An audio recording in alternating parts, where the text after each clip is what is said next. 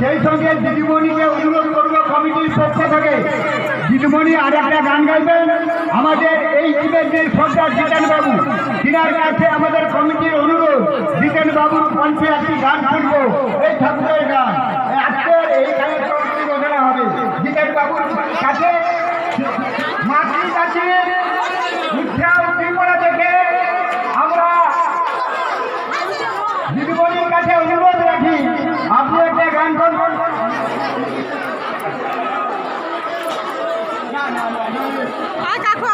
আমাদের এই টিমের টিম লিডার আমরা জানি জিতেন বাবুকে, জিতেন বাবুর কাছে অনুরোধ জানাই, জিতেন বাবু একটি গান, আমাদের এই দিদিমণির কণ্ঠে একটি গান, আমাদের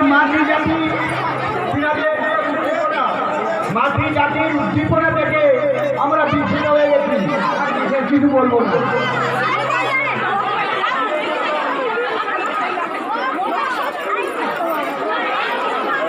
আমি আমার গ্রামের ভাইদের বলবো, আমাদের যারা পরিবেশন করছে ভাই আর কিছু সমাজ করে দাও আর কি। আর যেখানে ওই যে রান্নার ঘরে আমি সত্যি বলছি খুব লজ্জার ঘটনা যে তোমরা যেভাবে আসছো বাড়ি খাওয়ার জন্য, খাবার নেওয়ার জন্য, আমি এখানে পরিবেশন করবো না তোমার বাড়ি খাওয়ার জন্য, আমার একটু বলার চেষ্টা করো।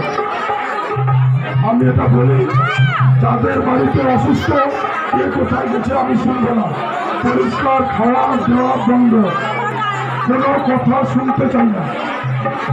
4টা করে এসো, খাওয়া আমাদের শেষ হলে নিশ্চয়ই নেবে, কেন নেবে না?